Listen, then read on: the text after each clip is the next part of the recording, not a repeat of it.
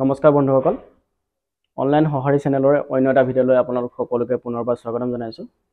বন্ধু বান্ধৱীসকল আজি আমি এটা বেলেগ বিষয়ক লৈ ভিডিঅ'টো বনাইছোঁ। একচুৱেলি আমি আলোচনা কৰিম বুলি ক'ব লাগিব, কাৰণ এই দুদিনৰ ভিতৰতে আপোনালোকে এটা ভিডিঅ' নিশ্চয় ছ'চিয়েল মিডিয়াত দেখিছে চাগে, খুব ভাইৰেল হৈ আছে যে অসম চৰকাৰে এটা চিমেণ্ট ফেক্টৰী হয় মহাবল চিমেণ্ট ফেক্টৰী বুলি, মহাবল চিমেণ্ট ফেক্টৰীত প্ৰায় 3000 বিঘা মাটি চিমেণ্ট ফেক্টৰী বহাবৰ কাৰণে ডিমা হাছাও ডিষ্ট্ৰিক্টত এলটমেণ্ট দিছে। সেইটোক লৈ এটা ভিডিঅ' খুব ভাইৰেল হৈ আছে, আপোনালোকে নিশ্চয় দেখিছে চাগে ছ'চিয়েল মিডিয়াত। যেটা আপোনালোকে দেখা পাব, মই এতিয়া আপোনালোকৰ ভিডিঅ'টো দেখাই দিছোঁ। 3000 bighas. 3000 bighas? Yes, your lordship. 3000 bighas allotted to a private company? Is this some kind of joke or what? 3000 bighas? What kind of decision is this? Some kind of joke or what? Your need is not the issue, madam. Public interest is the issue. এই ভিডিঅ'টো আপোনালোকে দেখা পাব যে এজন গুৱাহাটীৰ হাইকোৰ্টৰ magistrate তেখেতে চক হৈ গৈছে যে এই 3000 বিঘা মাটি কেনেকৈ এলট কৰিব পাৰিলে, আৰু লগতে ডিমা হাছাওৰ যোনটো জেগাটো সেইটো হৈছে 6 চিডিল এৰিয়া হয়। আৰু 6 চিডিল এৰিয়াটো আপোনালোকে নিশ্চয় গম পাইছে চাগে যে 6 চিডিল এৰিয়াত হ'লে ষ্টেট গভৰ্ণমেণ্টে সেইটোৰ ওপৰত নিজৰ যোনটো ভাৰ সেইটো পেলাব নোৱাৰে, বা ষ্টেট গভৰ্ণমেণ্টে নিজে সেইটো ডিচিশ্যন ল'ব নোৱাৰে যে তেখেতলোকে যিকোনো কোম্পানীক দিম বুলি বা তেনেকৈ কথা ক'ব নোৱাৰে, কাৰণ ইণ্ডিয়ান কনষ্টিটিউশ্যনে এলাউ নকৰে। ইণ্ডিয়ান কনষ্টিটিউশ্যনে সেইটো কয় যে যোনকেইটা জেগা ট্ৰাইবেল এৰিয়াৰ কাৰণে 6 চিডিউল এৰিয়াৰ বাবে ঘোষিত কৰা আছে, সেইবোৰ ডিষ্ট্ৰিক্ট ৱাইজত ডিষ্ট্ৰিক্টৰ যিবোৰ কৰ্মকৰ্তাৰ লগতে আৰু এই এৰিয়াত থকা মানুহবোৰেহে ডিচাইড কৰিব পাৰিব যে তেখেতলোকে সেইটো মাটি একচুৱেলি বিক্ৰী কৰাৰ নিচিনা টাইপৰে হৈ যায়, আৰু কোম্পানীক দিয়া বিক্ৰী কৰিব বিচাৰে নে বা নিবিচাৰে। এতিয়া কথাটো হ'ল ইয়াতে কিছুমান মানুহে পলিটিকেল ইছ্যু বনাইছে, আৰু আপোনালোকেও যিসকলে চাই আছে ভিডিঅ'টো আপোনালোকে পলিটিকেল পইণ্ট অফ ভিউ পৰা ভিডিঅ'টো চাব নালাগে। একচুৱেলি ময়ো কৈছোঁ, আৰু মই এজন অসমৰ নাগৰিক হিচাপে বা ভাৰতবৰ্ষৰ এজন নাগৰিক হিচাপে মই কথাটো জানিব বিচাৰিছোঁ আপোনালোকৰ পৰা, আৰু ময়ো কিছুমান কথা আপোনালোকক ক'ম বুলি ভাবিছোঁ যে যোনটো এতিয়া 3000 বিঘা মাটি কম এমাউণ্টৰ মাটি নহয়, এটা চিমেণ্ট ফেক্টৰী য'ত নেকি যিমান 3000 বিঘা মাটি কি কৰিব তেখেতলোকে খনন কাৰ্য কৰিব চিমেণ্ট কাৰণ বনাবৰ কাৰণে, বহুত তাত নানান ধৰণৰ কাম চলিব।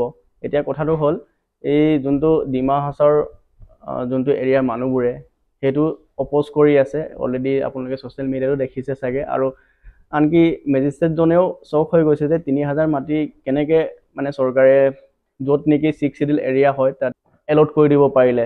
এলটমেণ্টটো এতিয়া মেজিষ্ট্ৰেটজনে স্থগিত কৰি ৰাখিছে, তাৰ ওপৰত এটা ইনভেষ্টিগেশ্যন চলিব। সেই ইনভেষ্টিগেশ্যনৰ ভিতৰত কি হ'ব এতিয়ালৈকে একো কথা ক'ব পৰা নাই, কিন্তু মোৰ পইণ্ট অফ ভিউৰ পৰা মই আপোনালোকক কৈছোঁ যে অসম চৰকাৰে তেনেকুৱা কিছুমান ষ্টেটমেণ্ট কিছুমান কাম কৰিছে বৰ্তমান সময়ত। মই প্ৰায় আৰু আপোনালোকে কেইদিনমান পাছত আৰু শুনিব যে আদানী আৰু আম্বানীয়ে অসমত প্ৰায় 25,000 কোটি টকা ইনভেষ্ট কৰাৰ কথা কৈছে। সেইটো কথা আৰু মুখ্যমন্ত্ৰীয়েও কৈছে, আপোনালোকে নিশ্চয় ছ'চিয়েল মিডিয়াত দেখিছে চাগে ভিডিঅ'বোৰ। এতিয়া কথাটো হ'ল যিকোনো কোম্পানীৰ নামতে হওক বা যিকোনো সংস্থাৰ নামতে হওক, অসমৰ জনসাধাৰণৰ লগত সেইবোৰ কৰাটো আপোনালোকৰ বাবে কিমান ভাল বুলি ভাবে আপোনালোকে কমেণ্ট কৰিব। এই বিষয়বোৰক লৈ মই এটা কথা এতিয়া লক্ষ্য কৰিছোঁ যে অসম চৰকাৰে এতিয়া বৰ্তমান সময়ত খুব এভেকশ্যন চলি আছে, মানুহবোৰক বাংলাদেশীক খেদি আছে। বাংলাদেশীক খেদাটো মই অপ'জ নকৰোঁ, মই ছাপৰ্ট কৰোঁ যে বাংলাদেশী এজনো ৰাখিব নালাগে ইণ্ডিয়াত, গোটেইকেইটা খেদিব লাগে। আৰু আমি সকলো ছাপৰ্টো কৰিব লাগে যে চৰকাৰে এনেকুৱা এটা ইনিচিয়েটিভ উলিয়াইছে যে দেশৰ মানুহে থাকিব পাৰিব, বিদেশৰ মানুহ থাকিব নালাগে। একদম ৰাইট হৈছে আৰু একদম ভাল, কিন্তু এটা কথা, বাংলাদেশীক এভেকশ্যন কৰিব যাওঁতে কিছুমান আমাৰ খিলঞ্জীয়া আমাৰ অসমৰ কিছুমান মানুহ তাত এভেকশ্যনত ঘৰ বা তেনেকৈ ভাঙিবলগীয়া হৈছে, প্ৰতিফলিত হৈছে, আপোনালোকে নিশ্চয় ছ'চিয়েল মিডিয়াত দেখিছে চাগে। এতিয়া কথাটো হ'ল অসম চৰকাৰে ইমান দিনে বাংলাদেশীক খেদা কিয় নাছিলে সেইটো মই জানিব।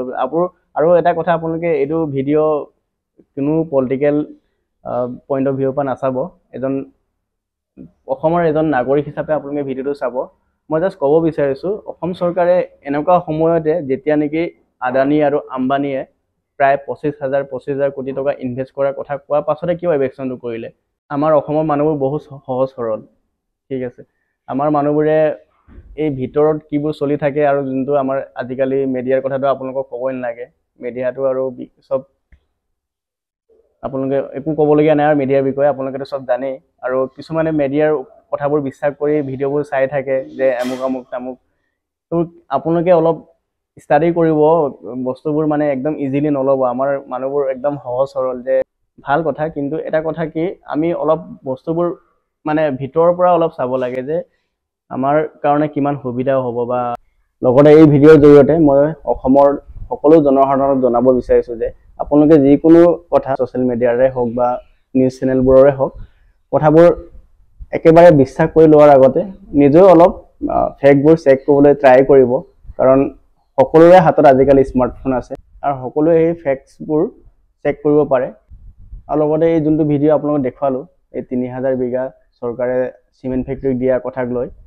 আপোনালোকৰ মতামত কি হয় আপোনালোকে কি ভাবে দিব লাগে বা নালাগে আৰু এই কোম্পানীবোৰ অসমত আহিলে আমাৰ নৱপ্ৰজন্ম যিবোৰে চাকৰি পোৱা নাই বা নিবনুৱা হৈ আছে তেখেতলোকৰ বাবে সুবিধা আছে নেকি বা সুবিধা পাব নেকি বুলি ভাবে নেকি আপোনালোকে কমেণ্ট কৰি জনাবচোন আৰু লগতে এনেকুৱা ধৰণৰ ভিডিঅ' যদি আপোনালোকক লাগে চেনেলটো ছাবস্ক্ৰাইব কৰি ৰাখিব ধন্যবাদ